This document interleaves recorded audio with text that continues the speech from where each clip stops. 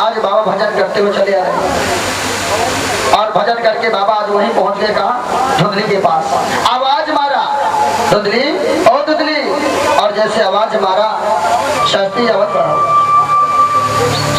आवाज मारा जैसे धुंधली बाहर निकल के आई। जब धुंधली बाहर निकल के आई तो धुंधली ने क्या किया? धुंधली ने बाबा जी से पूछा और धुंधली ने एक बात कह डाला, बाबा जी कहीं तुम्हें जगह नहीं मिली संसार में, तुम लौट के फिर आ गए मेरे घर? हाँ, आज धुंधली ने शब्द बोला और जैसे दो बोला तो बाबा जी ने कहा, धुंधली इस तरह पति को नहीं बोलते, पति को शब्द नहीं बोलते हैं। हाँ, कितना बड़ा जीवन में दुख आ जाए परंतु पत्नी का सबसे बड़ा धर्म है पति को शब्द नहीं बोलना चाहिए।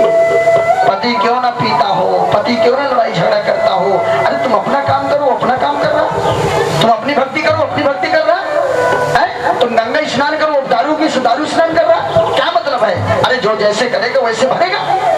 तुम्हें स्त्री को हमेशा लक्ष्मी के रूप में रहना चाहिए, स्त्री को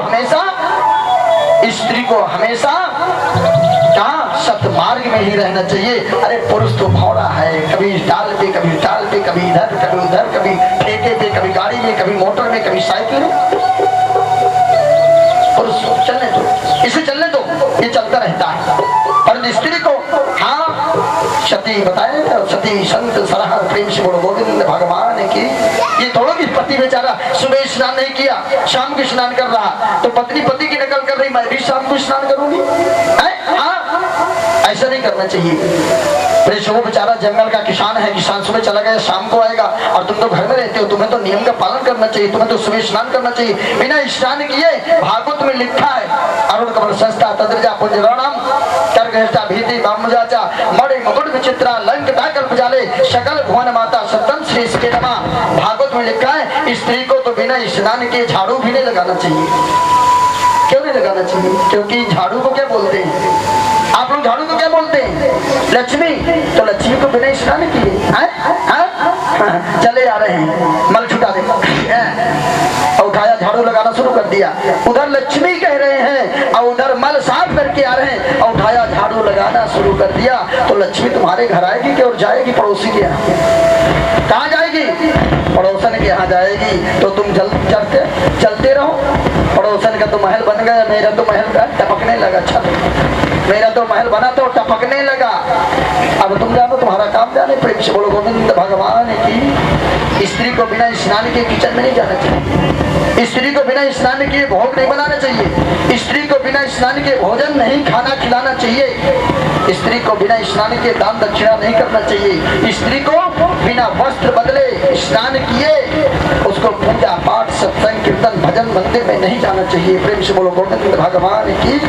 ये भक्ति ही स्त्री की है और भक्ति स्त्रियों को दी गई है। प्रेम से बोलोगे क्या हाल चाल महाराज? ये बात बोली राधा रमण जी हरि लाल की। आज दसवें गीता भगवान ने क्या किया? बाबा ने भजन फल दिया और धुंधली ने सोचा कि आम का फल खाने से कभी संतान की प्राप्ति। ये बाबा भी मुझे उल्लू समझ लिया। बचपन से आज तक न जाने कितने आम के फल मैं खा गई और आज तक मुझे संतान की प्राप्ति नहीं हुई, और आज बुढ़ापे में ये मुझे आम का फल देने आया है।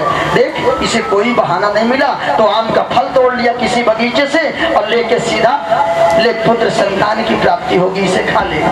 चल बाबा, ले आया तो ले तो लिया, परंतु धुंधली आत्मदेव जी ने गाय पाल रखा था, उस आम के फल को लेकर के जाके गौ माता के डाल दी और गौ माता समझ गई ये साधारण कोई फल नहीं है, ये साधारण फल नहीं है, समझ गई गौ। आज सतयुग में गाय पंछी तोता कुत्ता बिल्ली बंदर भालू बोलते थे, सतयुग में पेड़ पौधे भी बोलते थे, जैसे हम आपस में बात करते हैं ना, इसी तरह वो भी बात करती थी।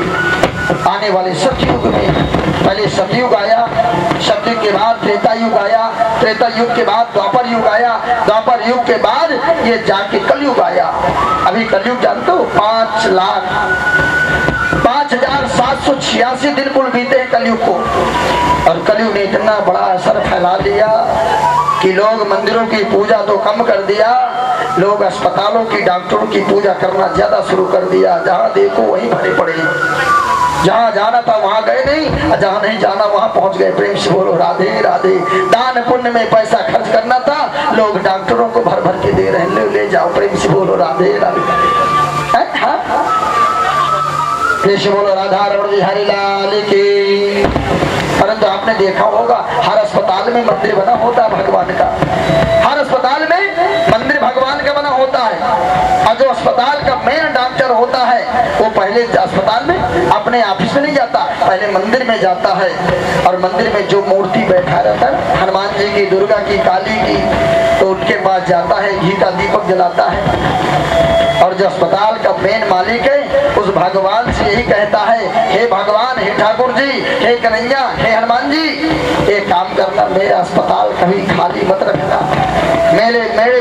मेरे बेड सीट कभी खाली ना रहे। बड़े बड़े मुर्गे, बड़े बड़े, हाँ, बड़े बड़े अमीर लोगों को पकड़ पकड़ के हनुमान जी ला, पैसे वालों को 10-10 लाख वाले, 20-20 लाख वाले हनुमान जी से कहता है। अब देखो हनुमान जी उस डॉक्टर की भी सुनता है, और गया तो बड़े बड़े लोगों को पकड़ के हनुमान जी वहां भेजता है। प्रेम से बोलो राधे राधे। बड़ा खुश होता है हनुमान जी, 25 मैं 100 किलो लड्डू का भंडारा करूंगा अगर बड़े बड़े, हाँ, बड़े बड़े पैसे वालों को पकड़ के लाया तो हनुमान जी उसकी मनोकामना पूरी कर दिया। प्रेम से बोलो राधे राधे। अब उस महीने में पकड़ के बड़े बड़े सेठ महाजन को दे दिया, हल 10-20 लाख कमा दिया। अब एक कुंटल लड्डू क्या होते हैं? प्रेम से बोलो गोविंद भगवान की।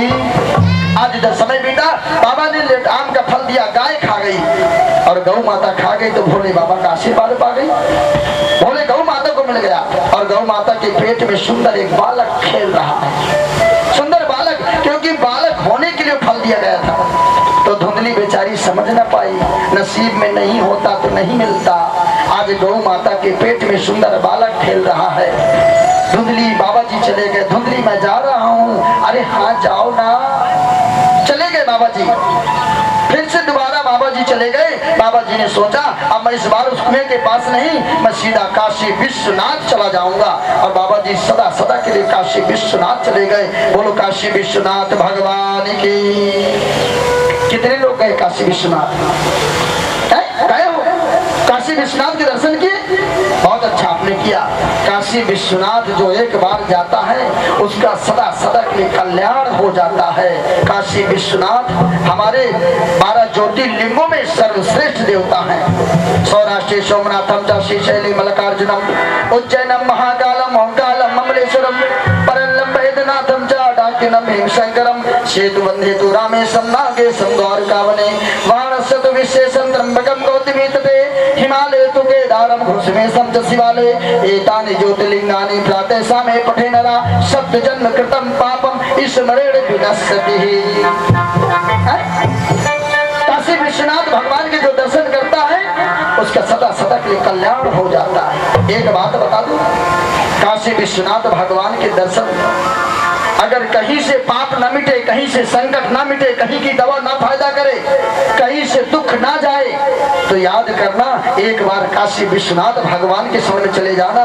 तुम्हारे सारे बीमारियों का, तुम्हारी जिंदगी के गरीबी का और तुम्हारे सारे दुखों का वही निवारण फैसला हो जाएगा।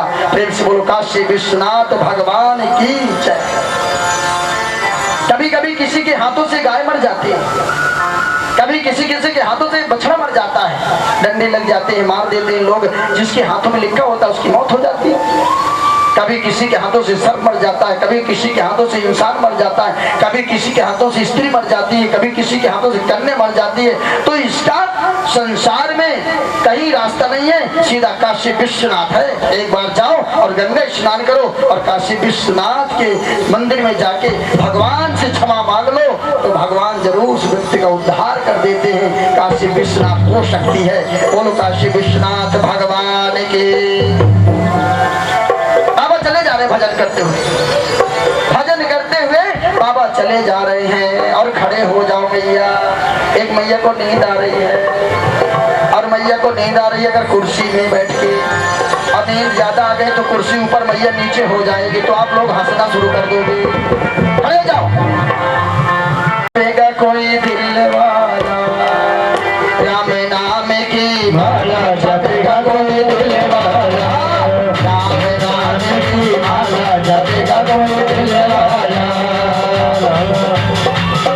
जपेगा, कोई दिल वाला जपेगा, कोई दिल वाला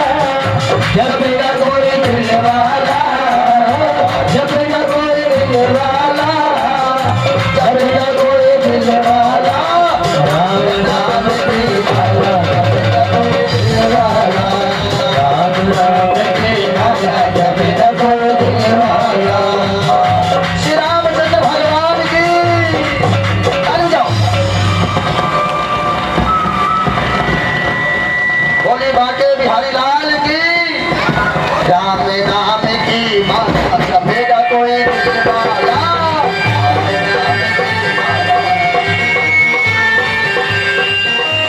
ताली जाओ। श्री रामचंद्र भगवान की जय हो।